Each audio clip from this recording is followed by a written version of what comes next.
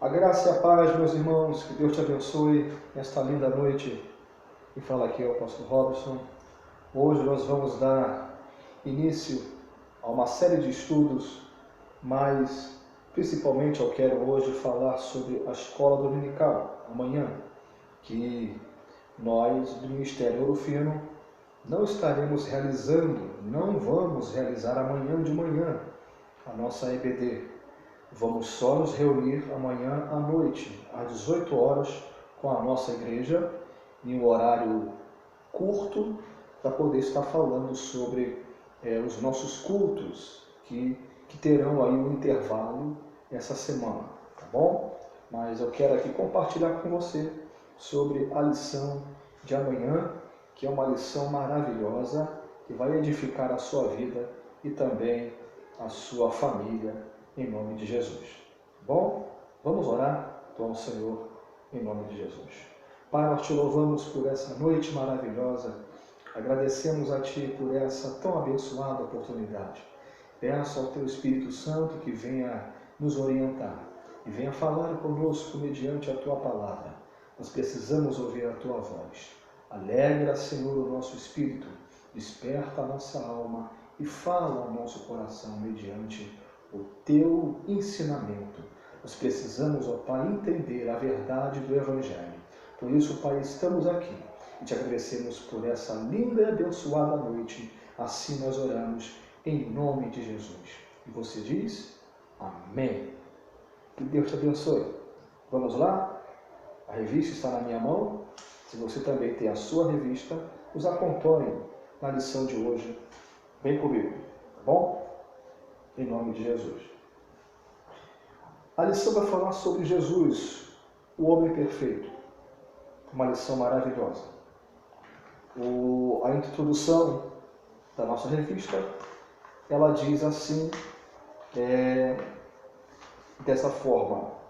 Se na lição passada estudamos sobre o homem do pecado, enfocaremos hoje a encarnação do Filho de Deus como o Filho do homem. Apresentaremos o Senhor Jesus Cristo como o ser humano perfeito. Nele que devemos pensar, falar e agir. Oh, glória a Deus! Ou seja, em Jesus nós temos a resposta para tudo. Nele nós temos a resposta para o que você precisa. O que você precisa, Jesus, Ele tem para te orientar e para te instruir, para nos ensinar também. Por quê? Ele sabe o que você precisa. Ele sabe o que você sente. Ele sabe como você está. Ele nos conhece perfeitamente. Aleluia. E diz assim também, já de início, deixamos bem claro que a humanidade de Jesus não era aparente, mas real. Jesus, ele realmente foi verdadeiro homem, sentiu dor, fome, sofrimento, sentiu medo, sentiu emoções, né? Sentiu a rejeição, foi traído, tudo isso ele passou na pele, tá certo? Para poder hoje ele nos entender. Sabe por que Jesus te entende? Sabe por que Jesus te entende? É porque ele passou por isso. Ele sofreu tudo que você está sofrendo. Ele nos entende. Por isso que é bom, às vezes, de vez em quando, ou quase que sempre, se assentar com Jesus e pedir a Ele orientação. Como é que Ele venceu? Como que Ele venceu as dores? Como que Ele venceu o sofrimento? Como que Ele venceu a perseguição? Como que Ele venceu a espada? Como que Ele venceu a morte? Aleluia! Por isso que de vez em quando, ou quase que sempre, ou sempre na sua vida, devemos pedir orientação a Jesus, porque Ele nos entende, tá bom? Diz assim, que o Espírito Santo nos ajude a compreender esta maravilhosa e imprescindível doutrina da Bíblia Sagrada, tá certo? Somente o Espírito Santo, ele vai nos iluminar, vai abrir a mente para poder você esclarecer, você ser uma pessoa entendida e direcionada pelo Espírito Santo para poder ser bem-aventurado, um crente vencedor, amém? Ter uma vida vitoriosa. Só o Espírito Santo ele vai te instruir como devemos viver aqui nesta terra. Tópico 1 diz assim: Jesus, verdadeiro Deus, tá certo? Ele diz assim: olha, professamos que o Senhor Jesus era e é perfeitamente humano e perfeitamente divino. Lógico, Jesus foi, quando esteve aqui na Terra, ele foi perfeitamente humano, perfeitamente homem e também perfeitamente divino, né? Mas aqui o enfoque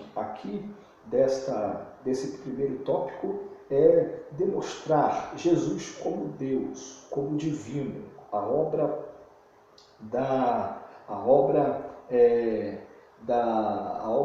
prima da grandeza, oh aleluia, a obra miraculosa de Jesus Cristo sendo verdadeiro Deus atuando entre nós. É bom lembrar que o nome dele é Emanuel, Deus conosco, é verdade?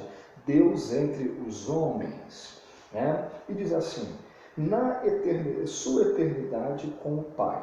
Jesus ele sempre existiu, ele não foi criado através de Maria, não. Ele sempre existiu desde a eternidade, ou seja, a eternidade se dobra na presença de Jesus. Não é verdade? A eternidade se rende aos pés do nosso Cristo, porque ele é desde a eternidade. Glória a Deus por isso. Por isso que diz assim: o Senhor Jesus, como o unigênito de Deus, não somente é eterno, como também é o Pai da própria eternidade. Ou seja, a eternidade se torna filha de Jesus. Amém? Se torna filha de Jesus Cristo, porque ele é o Pai da eternidade. E em Isaías está escrito, né, que ele é Pai da eternidade, príncipe da paz. Você pode agradecer a Deus por isso? Você pode louvar a Deus por isso? Amém? Isso é maravilhoso. Diz assim também: antes da sua encarnação, ele estava no Pai, e no Pai criou todas as coisas. Suas atividades eternas são lindamente descritas no capítulo 8 de Provérbios. O capítulo 8 de Provérbios ele vai revelar a grandeza, a sabedoria, o entendimento, o conhecimento, né? A obra-prima daquilo que Deus, através de seu Filho, realizou, né? Desde a eternidade até tempo presente, tá certo? Jesus Cristo, ele é a própria sabedoria, ele é o próprio conhecimento, ele é a própria inteligência, ele é aquilo que você precisa, ele é aquilo que você almeja. Por isso que a nossa vida ela está completamente segura na pessoa de Jesus Cristo. O número 2 diz assim: seus atributos, grandeza e perfeição. Olha bem, Jesus Cristo é a fonte da vida. João, capítulo 1, versículo 10. Logo, ele tem vida em si mesmo. Glória a Deus. João, capítulo 5, versículo 16 e Hebreus 7, 16. Também diz assim: sendo Deus de Deus, é imutável. Coisa linda, né? Se ele é o próprio Deus, sendo Deus, ele é imutável, ele não muda. O nosso Deus não muda, ele é de eternidade a eternidade o mesmo, ele é imutável. Coisa linda, né? Imutável, ou seja, ele é onipresente. Deus está em todos os lugares, ele conhece tudo, como está aí em Mateus 28, 20, e Efésios 1, 22 e 23. E também ele é o que? Onisciente, sabe todas as coisas. Está lá em Mateus, também em João, em Atos e Colossenses. Você pode ler com calma em casa. Diz também assim: sua onipotência não pode ser ignorada, porque todo o poder nos céus e na terra acha-se em suas mãos. Ele tem controle de tudo. Jesus, por ser o Criador de todas as coisas, ele domina. Ele é quem comanda, Ele é quem dá as ordens, Ele é quem nos orienta, Ele é quem fala profundamente ao nosso coração. Jesus conhece todas as coisas, Ele é onipresente, onipotente, não é verdade? E Ele é onisciente, glória a Deus. Antes de você pensar ou pedir a Ele alguma coisa, Ele já tinha o conhecimento do que você precisa. Por isso que Ele é maravilhoso. O 3 aqui diz assim: esvaziou-se da sua glória, mas não de sua divindade. Tá certo? Ele esteve entre nós, andou entre nós, se tornou homem, mas não perdeu a sua autoridade, não perdeu a sua divindade. Quando ele deveria, quando ele achava por bem de fazer o milagre, ele fazia. Quando achava por bem de realizar a multiplicação, ele multiplicava. Quando achava por bem de ressuscitar algum morto, ele ressuscitava. Aleluia! Porque a divindade estava com ele. Ele era a própria divindade. Ele é a divindade em forma humana. Coisa linda. Por isso que fala assim: quando a sua encarnação, no ventre puro e virginal de Maria, o Filho de Deus não se esvaziou da sua divindade, mas sim de sua glória. Amém? Entenda bem, é isso? Bom, vamos lá. Conforme podemos atestar pelos versículos já mencionados, o Senhor Jesus, em seu ministério terreno, fazia uso de seus atributos divinos sempre que necessário. Sempre que necessário. Ele agia, ele fazia os seus milagres quando ele achava necessário.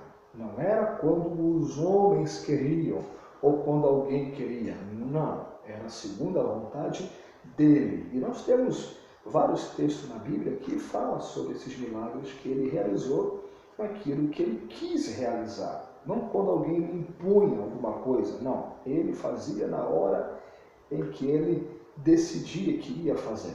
Por isso que diz assim, né? Em sua oração sacerdotal, ele reivindica junto ao Pai, não a sua divindade, mas a glória que desde a mais remota eternidade desfrutara no perfeitíssimo e infinito círculo da Santíssima Trindade. Seus discípulos sabiam que ele era e é Deus. Coisa linda, irmãos, é quando nós temos o conhecimento de que Jesus é Deus, né? Quando nós temos esse entendimento, a gente passa a colocar todas as nossas dificuldades na presença dele, porque nós apresentamos ao nosso problema um Cristo que é maior do que os nossos problemas, Jesus. Não é verdade? Ele nos ensina, nos orienta, nos instrui da maneira correta como agir e como proceder em meio às lutas. Mas nem por isso nós devemos abandoná-lo. Temos que colocar a nossa fé ativa na pessoa de Jesus Cristo. Diz assim o tópico 2. Jesus, verdadeiro homem, agora ele atuando como ser humano. Diz assim: a concepção e encarnação e o nascimento do Filho de Deus não pegaram Israel de surpresa, pois os judeus sabiam, pelas escrituras do Antigo Testamento, que o Messias em breve chegaria. Aliás, o mundo gentílico foi preparado por Deus para recebê-lo. Infelizmente, os judeus, apesar de todas as evidências bíblicas, vieram a rejeitá-lo. Ou seja, Eu vim para os que eram meus, e os meus não me receberam, mas a tanto quantos me receberam, foram feitos filhos de Deus aos que creem no seu nome. Aleluia! Por isso, queridos, que nós podemos dizer que nós somos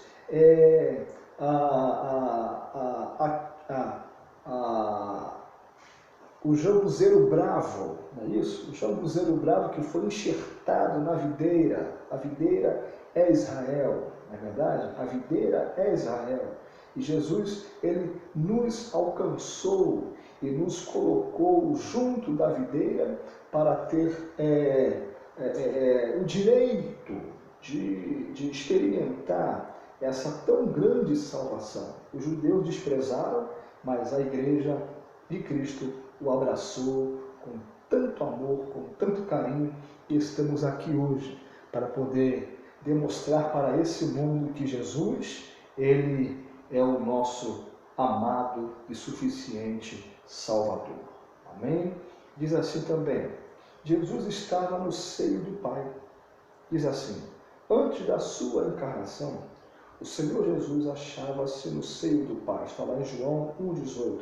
Mas não devemos supor que ele estivesse inativo. Pelo contrário, sendo ele eterno e o Pai da eternidade, participou ativamente da criação do mundo. João 1,3. Olha bem o que fala aí. Ele é o Verbo de Deus.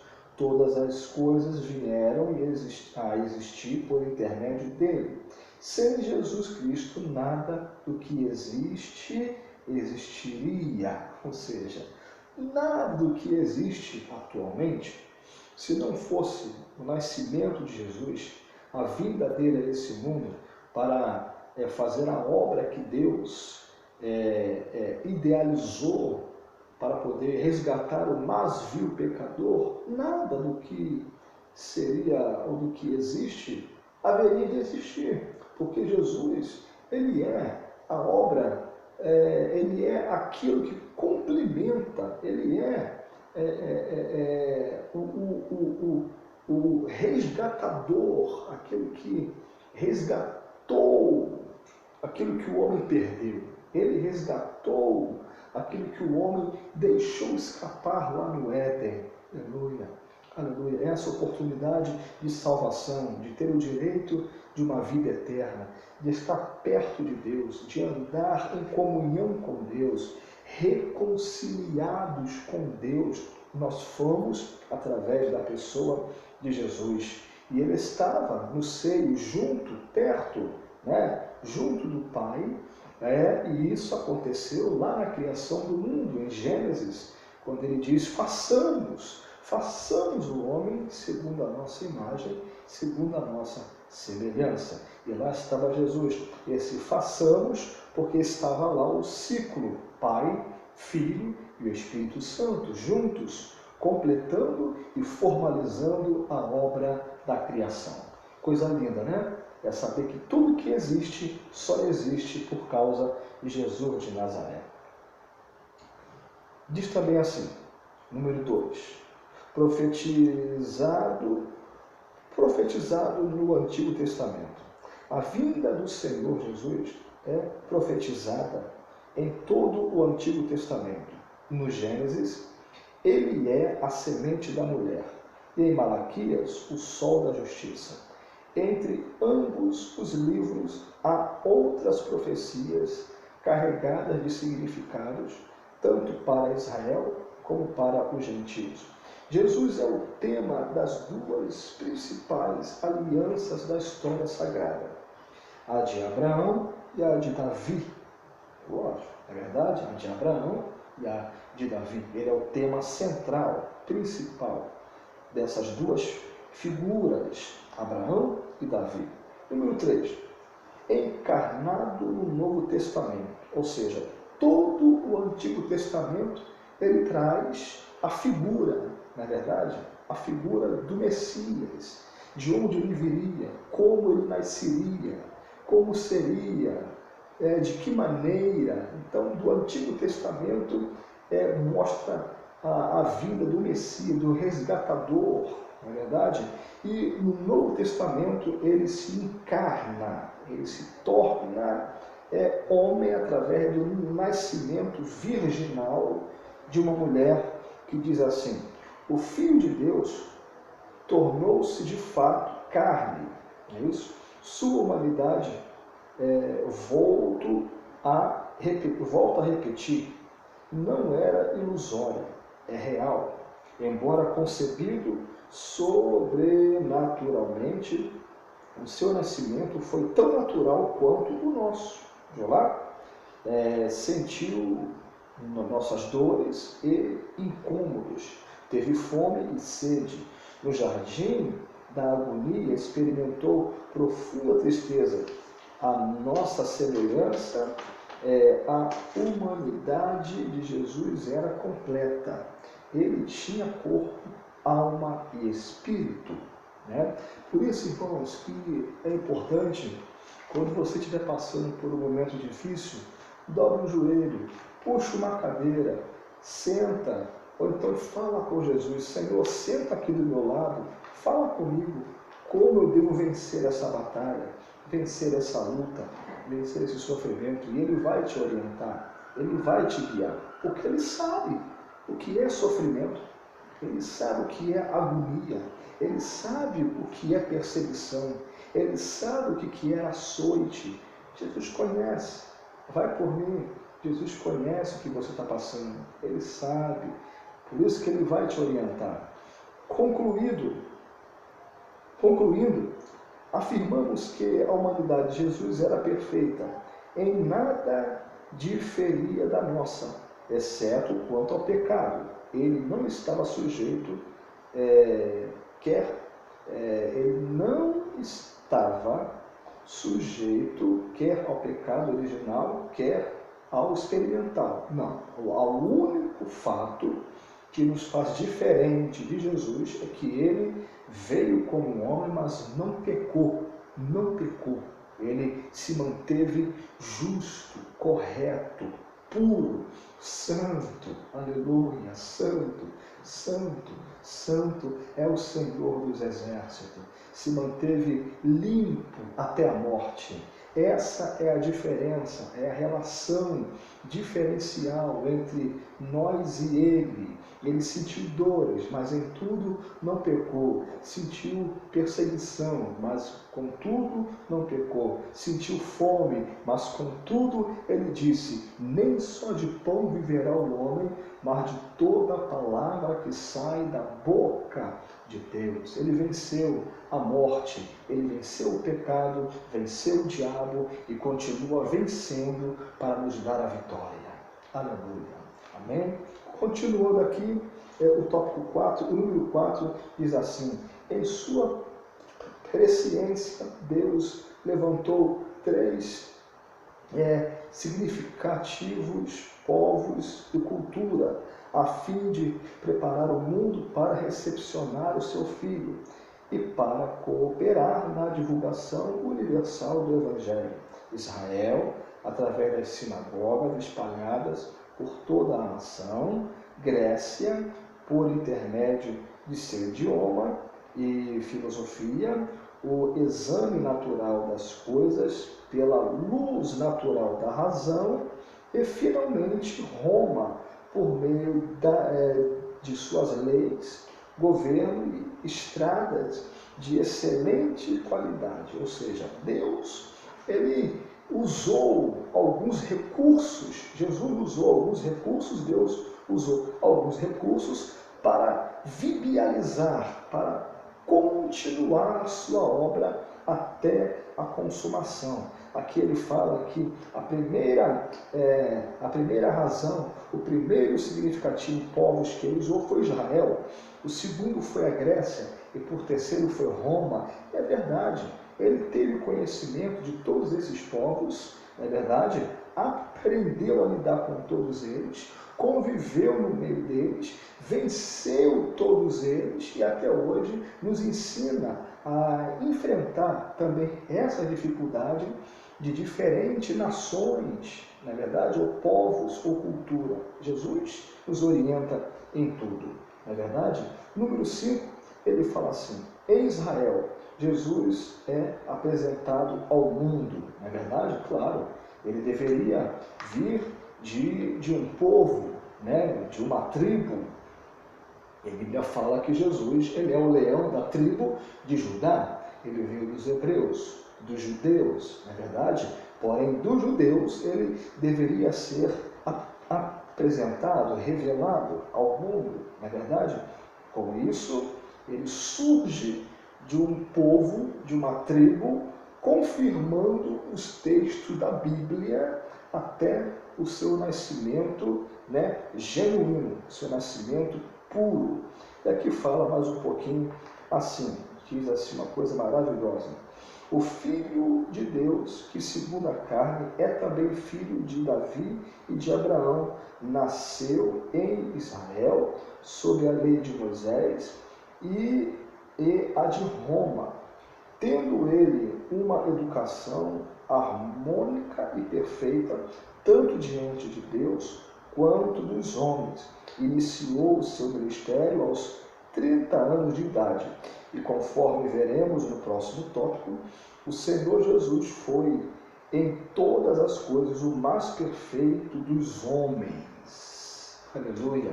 Ele venceu por nós, nos garantindo o exemplo de como também vencer nesse mundo, como conviver nesse mundo sem manchar a sua roupa, sem sujar os seus pés, sem manchar a sua vestimenta com aquilo que não presta, com aquilo que não serve para a nossa edificação. Jesus nos orienta em tudo. E diz assim, o tópico 3, Jesus, o perfeito homem, aqui.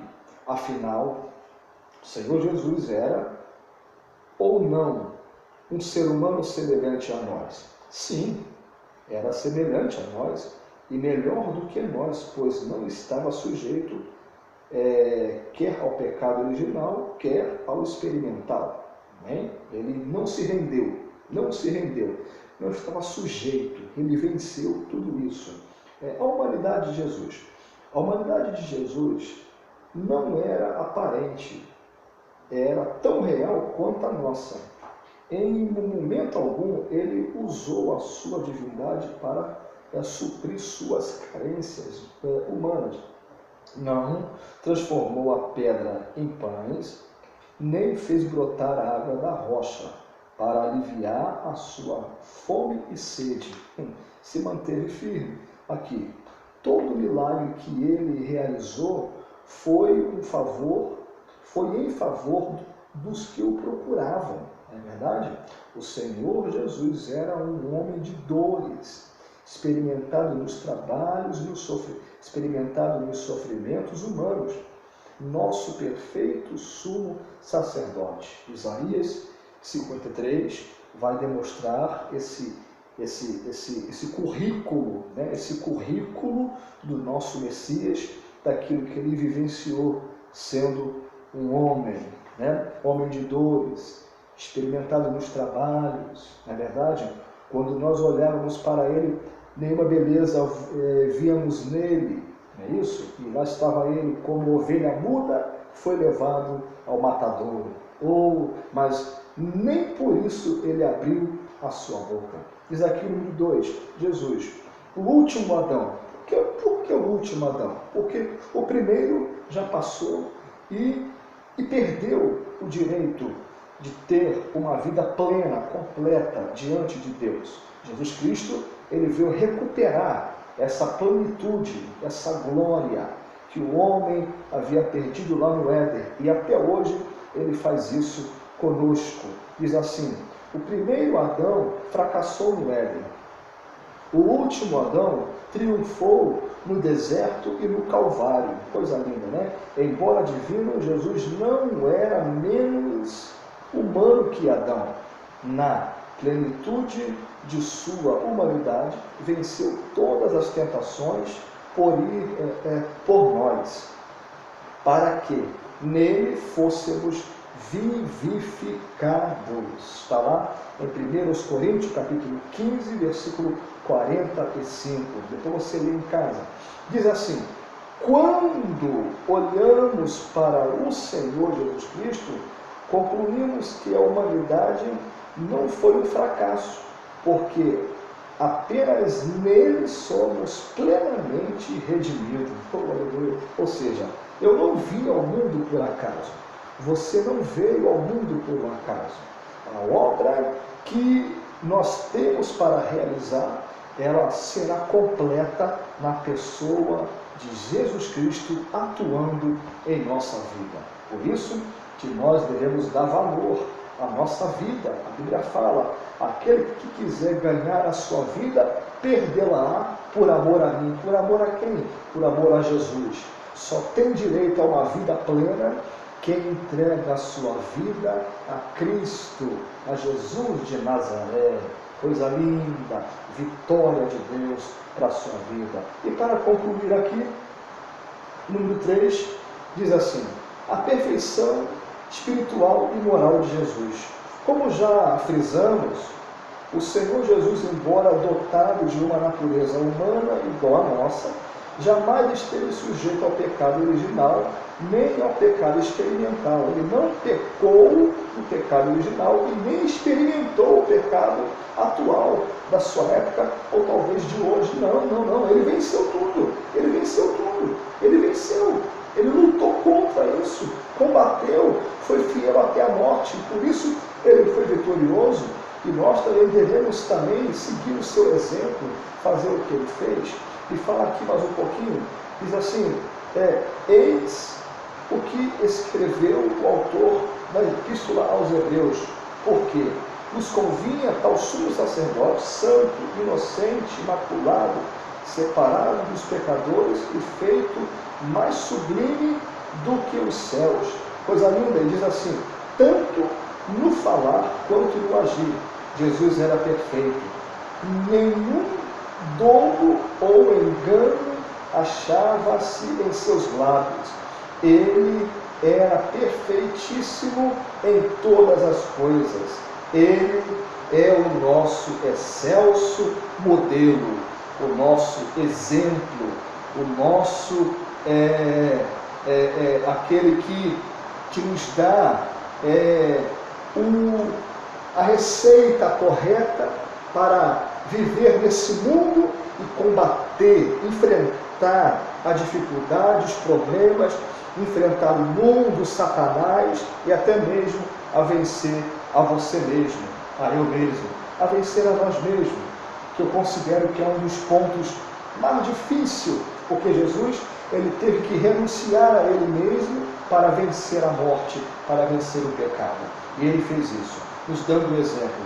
E para concluir, eu quero fechar com você aqui a conclusão, dizendo assim: olhando firmemente para Jesus, o autor e consumador da nossa fé, chegaremos à estatura de varão perfeito, homens e mulheres moldados pelo Espírito de Cristo. Ele é o nosso consumado exemplo em todas as coisas, e por ele ansiamos, quando do arrebatamento da igreja, estaremos para sempre com o nosso amado Salvador Jesus Cristo, verdadeiro homem e verdadeiro Deus. Amém. Louvado seja o Cordeiro. Amados, que Deus te abençoe nessa manhã de domingo, que você tenha um domingo maravilhoso e que essa lição ela venha realmente falar profundamente ao teu coração. Entregue o teu caminho ao Senhor, confia nele e o mais ele fará. Eu quero orar pela sua vida mais uma vez e te abençoar e falar que Jesus, ele é o nosso exemplo verdadeiro de fidelidade diante de Deus e diante dos homens. Deus te abençoe em nome de Jesus. Oremos. Pai, nós te louvamos por essa lição maravilhosa. Pedimos a Ti, ó Pai, a compreensão da Tua palavra e pedimos, ó Pai, a Tua misericórdia, que o Senhor, nesta manhã de domingo, Senhor, que essa lição ela venha alcançar corações e venha alegar as vidas daqueles que vão meditar na Tua palavra. Ainda que não possamos, que não vamos para a igreja devido aos problemas que estamos enfrentando mediante ao coronavírus, mas eu quero entregar essa enfermidade, essa peste nas Tuas mãos. Abençoa Teu povo, guarda a Tua igreja, abençoa Teus filhos, cobre com Teu sangue e dá livramento desse mal, porque diz na Tua palavra, no Salmo 91, diz: aquele que habita no esconderijo do Altíssimo, a sombra do Onipotente descansará. Pai Santo, nós estamos escondidos em Ti, seguros em Ti, guardados em Ti. Por isso, Pai, em nome de Jesus, abençoa o Teu povo, hoje e sempre. Eu agradeço por tudo, em nome de Jesus. Amém. Deus te abençoe.